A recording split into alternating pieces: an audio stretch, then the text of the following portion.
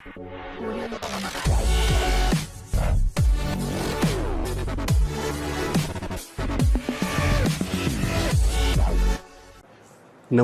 रसिक मित्रांनो, नमस्कार.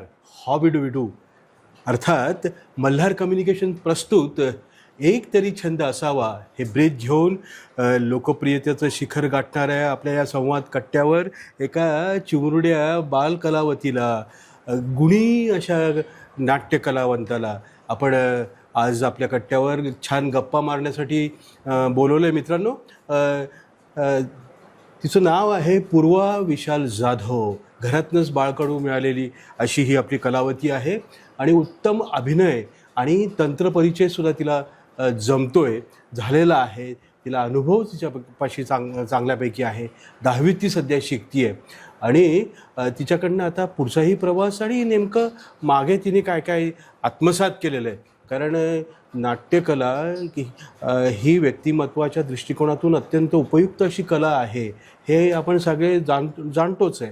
तर त्या दृष्टिकोनातून ज्यांना आपल्या बालरसिकांना आणि मोठ्याही हौशी कलावंतांना प्रवास जाणून घ्यायचा आहे. कारण ह्या छोट्या मुलीनं मोठ्यांच्या नाटकामध्ये सुद्धा काम केलेलं आहे आणि चांगल्यापैकी पारितोषिकं तिने मिळवलेली आहे. तिची ती कमाई आहे, तिची ती श्रीमंती आहे मित्रांनो.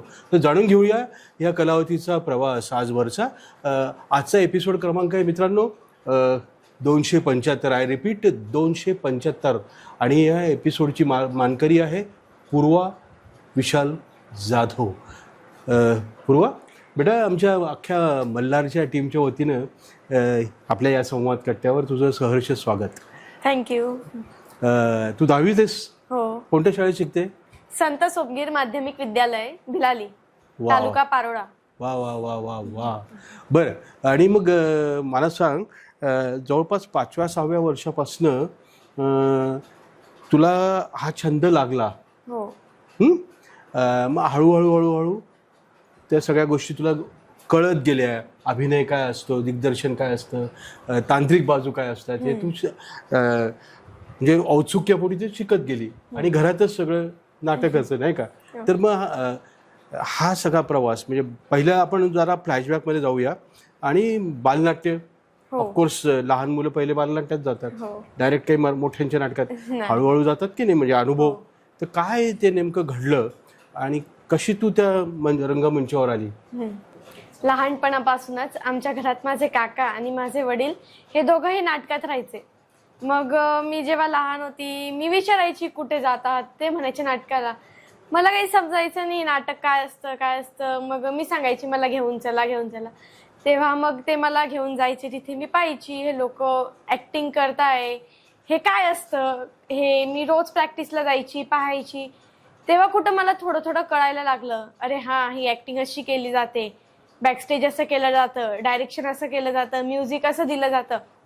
हे असं मी पाहायची, मग करायची. मला मग त्याच्यामध्ये थोडा इंटरेस्ट यायला लागला. मग मी विचारलं माझ्या पप्पांना, मला ही रोल द्या, थोडा छोटासा का असे ना, पण एंट्री असली तरी खूप झालं ना.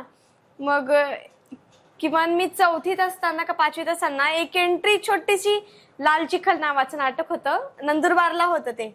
त्याच्यामध्ये छोटीशी एंट्री दिली होती त्यांनी मला. त्यानंतर मग आम्ही बरेचसे नाटकं केले, त्याच्यातही मला संधी भेटली आणि त्यानंतर बक्षीसही मिळत गेले चांगले. अशी आहे माझी अजून प्रवास चालू राहील माझा. वा वा वा वा, शाबास.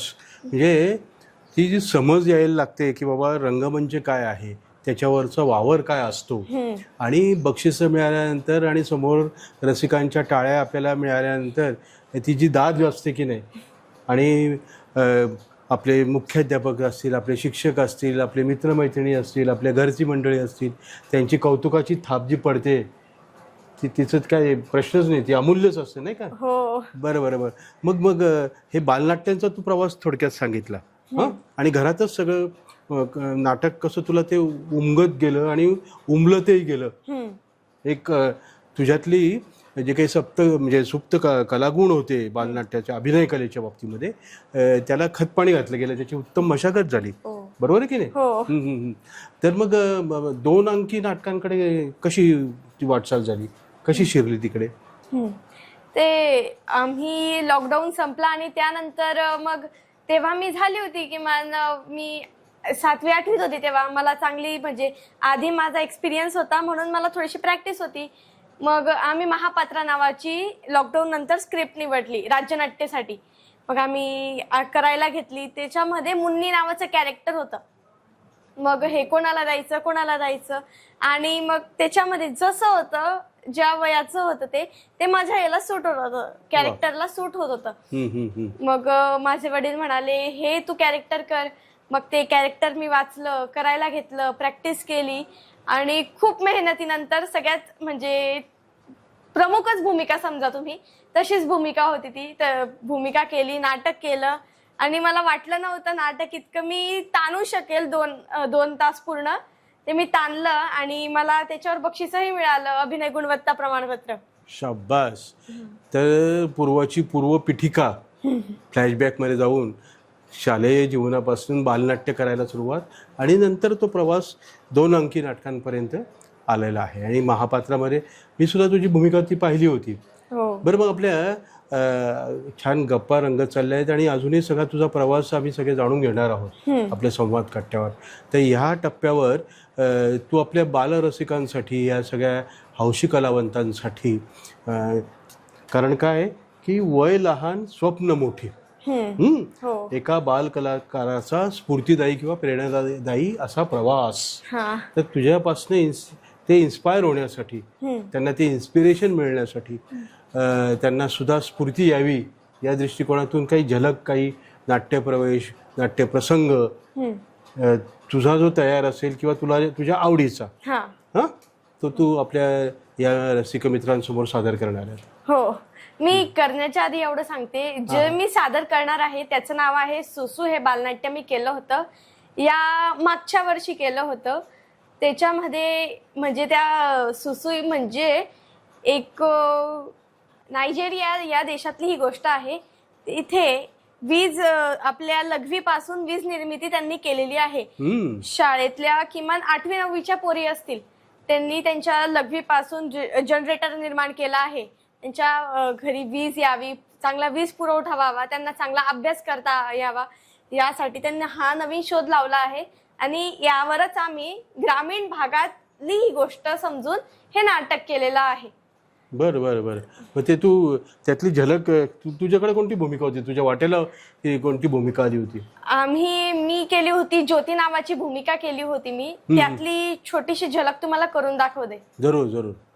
तुम्ही खूप केलं, उन्हात सावली बनून, पावसात छत बनून, थंडीत आडोसा बनून. तुम्ही खूप सोसलत, उन्हाचे चटके, अतिवृष्टीचे फटके, भूकंपाचे झटके.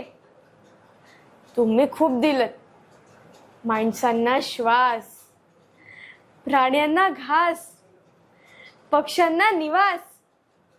लहानपणी सकाळी सकाळी देवाला तुझी फुले वाहायचो, तुझ्या फांद्यांवर चढून तुझी गोड गोड फळे चाखायचो, तुझ्या पारंब्यांचे झोके बनून उंच उंच झोके घ्यायचो. किती आनंदी राहायचो. पण आता ह्या माणसांच्या जगात हे सगळं मिळवण्यासाठी किंमत मोजावी लागते. किंमत. तू का फुकट देतोस सर्वांना? सांग ना, का देतोस? आमच्या माणसांच्या जगात हे सगळं मिळवण्यासाठी किंमत मोजावी लागते रे, किंमत मोजावी लागते. तुला बोलता येत नाही म्हणून तुला तोडताना त्रास होत नसेल का रे?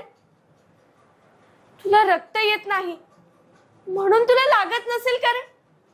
बोल ना, सांग ना या लोकांना की तुला पण लागतं, तुला पण दुःख होतं, तुला पण त्रास होतो. सांग ना, बोल ना. नाही बोलणार ना तू? नाही बोलणार ना? म्हणूनच या लोकांना तुझी किंमत उरली नाहीये. म्हणून सांगते, बोल. बोलल्याशिवाय कोणापर्यंत आवाज जात नाही. बाळ रडल्याशिवाय आई दूध पाजत नाही. तेव्हा तू तर बोल रे झाडा, बोल. बोल रे जंगला, बोल, अरे बोल. धन्यवाद. वा वा वा वा वा. पहा, म्हणजे अगदी अंतःकरणाचा ठाव घेणारे असे शब्द आणि तुझ्या कायिक आणि वाचिक अभिनयामुळे ते सगळ्यांपर्यंत पोहोचले आणि छानसा संदेश पण गेला. हो झाडाशी तू संवाद करतेस. हो, झाडाशीच करते. वा वा वा वा, शाबास शाबास शाबास. बरं, मग ते महापात्राचा तू मगाशी उल्लेख केला. हो जशी तू याची थीम सांगितली या एकांकिकेची, तशी महापात्रा या 2 अंकी नाटक होतं ना ते पण. हो, 2 अंकी नाटक. त्याची थीम थोडक्यात सांग बरं काय. हो, इलाहाबाद नावाचं गाव आहे बिहारमध्ये. तिथे एक आता कसं आपल्याकडे जेव्हा प्रेत म्हणजे कोणी माणूस मरतं तर माणूस त्याच्याच विधी करतो, माणूसच करतो, म्हणजे ब्राह्मणच करतो, स्त्री तिथे जात नाही स्मशानात, हे असं आहे. पण एक बाई होती त्या काळामध्ये जी तिचे वडील पण हेच करायचे, म्हणजे कोणी वारलं तर त्यांची पूजा पाठ हे करायचे तिचे वडील. तिचं नाव काय होतं, शांतीबाई नाव होतं तिचं. तर ती करत होती, तिचे वडील करायचे. मग तिचे वडील कालांतराने वारले. मग तिच्या वडिलांचा वारसा ती पुढे चालवण्यासाठी तीही प्रयत्न करायची, बुवा मीही या विधी करेल, मीही हे सगळं काम करेल. पण तो सगळा जो गावातला समाज आहे तो तिला विरोध करायचा. तू हे काम करू नको, हे काम करू नको, आपले अशी प्रथा वगैरे काही नाही, असं ती त्या लोकांना विरोध करायची. आणि ते विरोध करत करत करत पुढे गेली आणि पूर्ण जगामध्ये किंवा देशामध्ये ती एकच महिला ठरली की पूर्ण कोणी प्रेत जाळताना क्रिया करते ती. वा वा वा वा वा, छान. म्हणजे कसं असतं की लेखकाला जे काही सांगायचं असतं, म्हणायचं असतं, संदेश द्यायचा असतो. कारण आफ्टर ऑल नाट्य किंवा नाटक म्हणजे किंवा सिनेमा हे माध्यम जे आहे ते समाज मनाचा आरसा आहे. जे काही भोवताल आणि ज्या घटना घडतात त्याचं प्रतिबिंब ते पडत असतं आणि ते जो संवेदनशील लेखक असतो ते उचलतो आणि ते नाटकाच्या माध्यमातून, स्क्रिप्टच्या माध्यमातून देण्याचा प्रयत्न करतो. पण मार्ग कोणता, तर अभिनय. आणि तुम्ही नाट्यकर्मी, तुमच्या अभिनयात तुम्ही जितका सकस, जितका जिवंत अभिनय कराल तितकं ते पोहोचेल. आणि तुला ते उपजत तुझ्याकडे ते आहेच. बरं, बघ कसं असतं बघ, तुला अनेक पुरस्कार आणि गुणवत्ता अभिनयाची पारितोषिकं तुला मिळाली, ते मला सगळं माहिती आहे. पण त्याच्या अगोदर सुद्धा हे सगळं करत असताना जसं आपण बाळकडू म्हणालो, घरातले संस्कार म्हणालो, तर मला तुझ्या वडिलांपासून सगळं ते माहिती आहे. तुमच्या संस्थेचं नाव समर्थ ना? हो, समर्थ बहुउद्देशीय संस्था. वा वा वा. आणि समर्थ संस्थेला सुद्धा शासनाचं अगदी थेट 7,000चं पारितोषिक. 7 लाखाचं. अरे बापरे. वा, म्हणजे इतकं मानाचं, प्रतिष्ठेचं, सन्मानाचं, म्हणजे रक्कम तर मोठी मोठी आहेच, पण त्यासाठी मोठी कामगिरी पण करायला लागते नाही का. तर त्या तुमच्या संस्थेने ती केली. आणि तुझ्या वडील स्वतः शिक्षक आहेत नाही, आणि ग्रामीण भागामध्ये सुद्धा ते उत्तम ज्ञानदानाचं काम करतात आणि हे सुद्धा कल्चरल सगळं ते बघतायत. आणि ते त्यांच्याकडनं सुद्धा तो संस्कार आला. पण मला म्हणजे आईकडनं सुद्धा काय काय, आणि सरावासाठी तुझं ते जाणं, ते तालीम, मग ते परफेक्शन आणण्यासाठी, तर फॅमिली सपोर्ट कसा तुला मिळाला हे या संदर्भात सुद्धा तू सांग. म्हणजे तसं वेळापत्रक सुद्धा आपल्या कसं असतं की मी त्या प्रश्नाकडे येणारच आहे याला जोडूनच, की अभ्यास आणि अभिनय, छंद, एक तरी छंद असावा आपलं, ब्रीद आहे, हॉबी-डू-बी-डू. तर हे समतोल तू कसा साधला हा दुसरा प्रश्न. आणि त्याच्या अगोदरचा फॅमिली सपोर्ट फार महत्वाचा आहे आपल्या कुटुंबाचा, परिवाराचा. तर तो कसं तुला, आजी आजोबा असतील किंवा आई बाबा असतील, कसं काय त्यांचा रोल कसा राहिला, किंवा भावंड असतील आपले, लहान भाऊ तुला आहे, तो हे सगळं सराव करू द्यायचा, त्याला आवडतंय नाटक? हो, आवडतं, तोही करतो. बरं, मग ते फॅमिली सपोर्ट बद्दल सांग बरं. माझी आई मला म्हणजे अभ्यासाचं पण बोलते, अभ्यास पण कर, नाटक पण कर, चांगली मोठी हो. आजी आजोबांचा पण मला खूप सपोर्ट आहे, काका काकूचा आहे, आत्याचा आहे, सगळ्यांचा, माझ्या पूर्ण परिवाराचा सपोर्ट आहे. तू पुढे जा, चांगलं या क्षेत्रात मोठी हो, पूर्ण चांगले सिरियल्स मिळव, नाटकं कर, मोठी अशी प्रसिद्ध हो, असे मला खूप म्हणजे असं रोजच सांगता. नाहीतर काही बक्षीस वगैरे बक्षीस मिळाल्यावर सुद्धा सांगता की अशीच मोठी हो. पण आधी स्वप्न बघायला शिक आणि त्याच्यात स्वप्नांचा पाठलाग सुद्धा करायला शिक. हे पण आपसुकच त्यांच्या प्रोत्साहनातनं, त्यांच्या ते जी थाप पाठीवर पडते कौतुकाची, त्याच्यातनं आपल्याला कळतं की नाही. हो. बरोबर आहे. बरं, बघ कुठले कुठले पुरस्कार, बालनाट्य असेल, एकांकिका असतील किंवा मोठी नाटकं असतील, 2 अंकी नाटकं असतील, याच्यासाठी तुला मिळालेले आहेत ते पुरस्कार जर आपल्या वानगी दाखल सांग बरं. सगळ्यात पहिलं मला बालनाट्यामध्ये मिळालं होतं कलाकाना का हे नाटकामध्ये अभिनय गुणवत्ता प्रमाणपत्र मिळालं होतं. त्यानंतर आम्ही केलं होतं मॅडम नावाचं, त्यातही मला मिळालं होतं. अजून AI नावाचं नाटक केलं आम्ही, AI आर्टिफिशियल इंटेलिजन्स, याच्यातही मिळालं गुणवत्ता प्रमाणपत्र. अजून आता मागच्या वर्षी सुसू केलं, त्यातही मिळालं. आणि ते जे महापात्र केलं होतं त्याच्यातही मला अभिनय गुणवत्ता प्रमाणपत्र होतं. शाबास. म्हणजे ज्याला म्हणजे अगदी तुझ्या बाबांचा सुद्धा प्रवास मला आठवतोय, त्यांना अनेक वर्ष मोठ्यांच्या राज्यनाट्य स्पर्धेमध्ये भाग घ्यायला मिळाला मोठे झाल्यानंतर. पण तुला ते घरात सगळं अनुकूल, पॉझिटिव्ह असं सकारात्मक वातावरण असल्यामुळे उपजपच म्हणजे तुझा प्रवासच सुरुवात मुळात छोट्यांच्या नाटकांनंतर मोठ्यांच्या नाटकांमध्ये झाला, लगेच झाला की नाही. छान छान छान. म्हणजे भविष्य निश्चितपणानं उज्ज्वल आहे. बरं, आता आपल्या विषयाच्या अनुषंगाने जर म्हटलं तर वय लहान आणि स्वप्न मोठी किंवा स्वप्न महान असं आपण म्हणूया, नाही का. तर मोठी स्वप्न बघितलीच पाहिजे आणि त्यांचं प्रयत्नांची पराकाष्ठा करून यशाचं चांदणं आपल्याला ते गवसायचं असतं. हा प्रवास जो असतो तो काही सोपा नसतो, कठीण असतो. खूप कठीण. असं काही तुझ्या मनात आहे की ह्या कलेत तुला पुढे जायचंय की आपले परंपरागत इंजिनियर, डॉक्टर वगैरे वगैरे असं काही? नाही, करिअर तुला कशात करायचंय? मला नाटकातच करिअर करायचं आहे. बरं. मग त्यासाठी काय काय मग काय करणार आहेस तू? मी आता ग्रॅज्युएशन करेल 10वी नंतर. त्यानंतर NSD साठी ऑडिशन वगैरे देईल. तिथे जर सिलेक्शन झालं तर खूप अतिउत्तम. तिथे सिलेक्शन झालं की मग तिथे सुद्धा नाटकही करेल. बाकी इकडे आल्यावर सुद्धा मी कंटिन्यू नाटकच करेल. शाबास. NSD हा लोकप्रिय असा शॉर्ट फॉर्म आहे, पण आपल्या सगळ्याच ग्रामीण भागातले मित्र पण बघत असतात, लहान मुलं बघत असतात. तर त्यांच्यासाठी जरा विस्तारानं सांग की NSDचा प्रवेश घेणं किती सोपं असतं का नसतं, कठीण असतं ते? हो. काय NSD काय आहे नेमकं? NSD म्हणजे नॅशनल स्कूल ऑफ ड्रामा. हे दिल्लीला आहे. पूर्ण म्हणजे भारतात याच्या 3 ते 4 शाखा आहेत. ही एक दिल्लीला आहे, त्यातली एक शाखा. अजून तिथे प्रवेश घेणं हे खूप कठीण काम असतं, कारण आपल्याला सगळ्या कला आल्या पाहिजे. कलामध्ये नाटक, वाद्य वगैरे सगळं आलं पाहिजे. ऑडिशन त्यातली खूप कठीण परीक्षा असते ही ऑडिशन. ती पास होणं हे सोपं काम नसतं. त्यातील फक्त 27 का 28च लोक पास होतात पूर्ण भारतातून वगैरे. वा वा वा. जरूर तुला सगळ्या मल्हारच्या टीमच्या वतीने फार मनापासून शुभेच्छा आहे या प्रवासासाठी. पण मला एक सांगशील की ह्या सगळ्या याच्यामध्ये शाळेचा सुद्धा सपोर्ट, जसं आपण फॅमिलीचा सपोर्ट बघितला की नाही, तसं शाळेचं पण फार महत्वाचं असतं योगदान. म्हणजे तुला बक्षीस मिळाल्यानंतर मुख्याध्यापकांनी पाठीवरनं हात फिरवताना, तुझं जाहीर कौतुक करताना, प्रार्थनेच्या वेळेला करतात की नाही, सगळ्यांना इन्स्पिरेशन मिळावी, त्यांनाही तुझ्यासारखी स्फूर्ती यावी या क्षेत्रात करिअर करण्याची, किंवा निदान त्यांचा सहभाग वाढावा या दृष्टिकोनातून.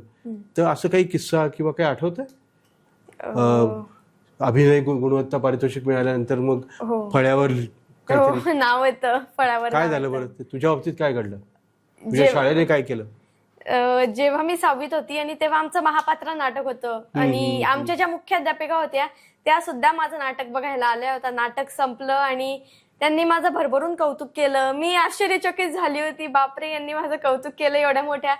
कारण मुख्याध्यापक म्हणजे मोठं पद असतं ना ते.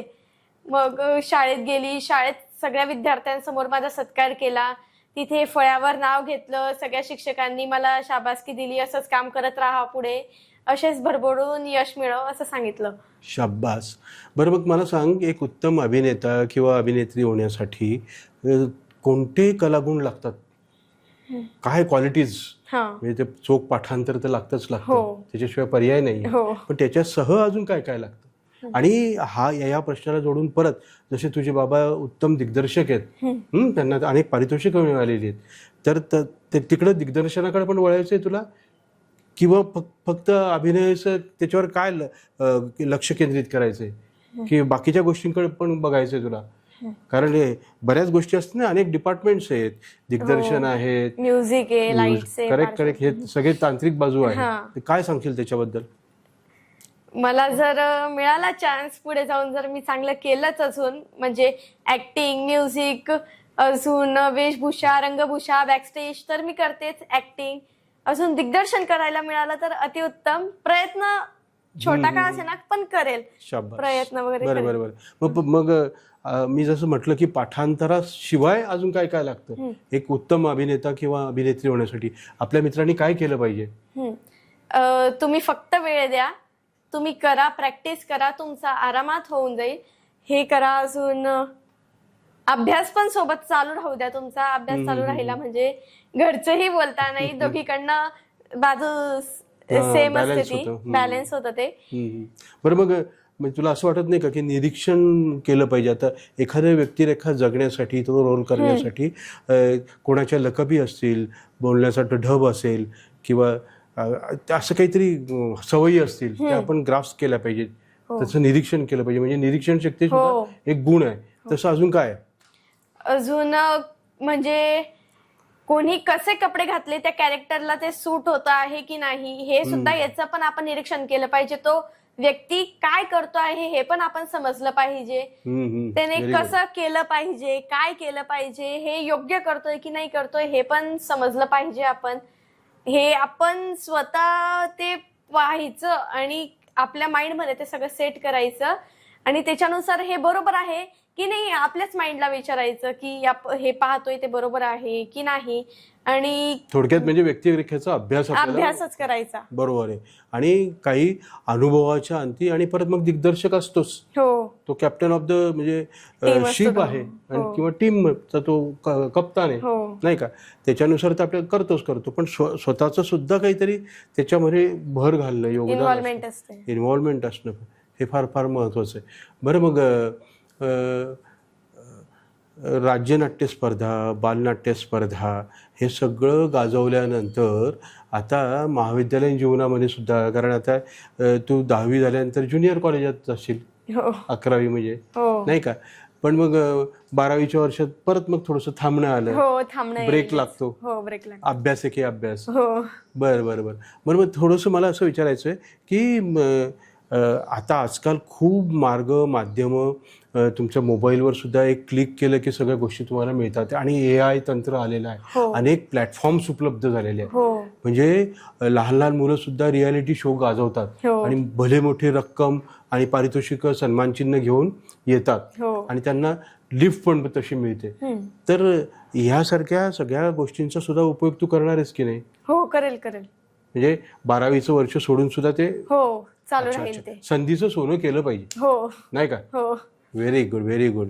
बर, मग आता तुझं वय लक्षात घेता सबाधीटपणा, सोबत वाचन, नंतर निरीक्षण शक्ती, पाठांतर चोख असणं, उच्चार, आणि ह्यासारख्या गुणांच्या बाबतीमध्ये तू जाता जाता काय संदेश देणार आहे? आणि तत्पूर्वी कसं, किंवा मग तुला जर वाटलं की बाबा आपण शेवट करताना छानपैकी एखादा नाट्यप्रवेश परत मगासारखा, तर ते पण आपल्याला अजून तुझ्याकडनं बघायला सगळ्यांना आवडेल, त्याचा आस्वाद घ्यायला तुझ्या अभिनय कौशल्याचा, कारण स्किलचा भाग येतो, आणि सध्याचं जग हे स्किलचं आहे. बरोबर, नाही काय? म्हणजे तुम्हाला जर सर्वाईव्ह व्हायचं असेल तर तुम्हाला तुमच्याकडे स्किल असलं पाहिजे, सॉफ्ट स्किल्स, आणि ते नाट्य कलागुण सुद्धा एक स्किलचाच भाग आहे. बरोबर. तर थोडक्यात संदेश आपल्या मित्रांसाठी, जे बालमित्र असतील, कारण ते यायला घाबरतात स्टेजवर मुळातच, आपल्याला जमेल की नाही, मग कसं होईल, पाय लटलटतील काय, बटनांची चाळा, अमुक डमुक सगळं होतं. पण अशांना तू काय सांगशील की ज्यांना हे याच्यात यायचंय आणि अभिनय करायचा आहे, स्टेज गाजवायचं आहे, आणि दुसरी गोष्ट, तुला सगळ्या तुझ्या स्वप्नपूर्ती हो, ही आमच्या अख्ख्या मल्हारच्या टीमच्या वतीने मनापासून तुला शुभेच्छा आहे. आणि मग आपण छानपैकी तुझ्या अभिनयाची जी झलक तू दाखवणार आहेस, त्याच्याने आपण ह्या छान रंगलेल्या गप्पांची सांगता करणार आहोत. तत्पूर्वी तुझा संदेश. जे बालकलाकार आहेत म्हणजे जे होणार आहेत, ज्यांना इन्स्पायरेशन पाहिजे असेल, त्यांनी नक्की या क्षेत्रात या. कारण या क्षेत्रात येऊन आपलं जे वाचन आहे ते पक्कं होतं, पाठांतर पक्कं होतं, अजून आपल्याला वेगवेगळ्या कला करायला मिळतात. कोण काय करतंय, कोण कसं सांगतंय हे सुद्धा आपल्याला चांगल्या प्रकारे समजतं. शाबास. कारण नाटक ही सर्वसमावेशक कला आहे. त्याच्यामध्ये बघा ना तुम्ही, शिल्पकला, चित्रकला, नृत्य, नाट्य, संगीत सगळं काय असतं. म्हणजे एकमेव अशी कला आहे की ज्याच्यामध्ये सगळं आहे, सगळ्या कलांचा अंतर्भाव आहे. बरं, मग आता छानशी झलक. हो, आमचं मागच्याच वर्षी झेंडा रोविला नावाचं एक नाटक झालं. ते राज्यनाट्य स्पर्धेत पहिलं आलं. त्यात मी एक छोटीशी भूमिका केली होती, मुक्ताबाई नावाची. त्यातला मी एक छोटासा अभंग सादर करते.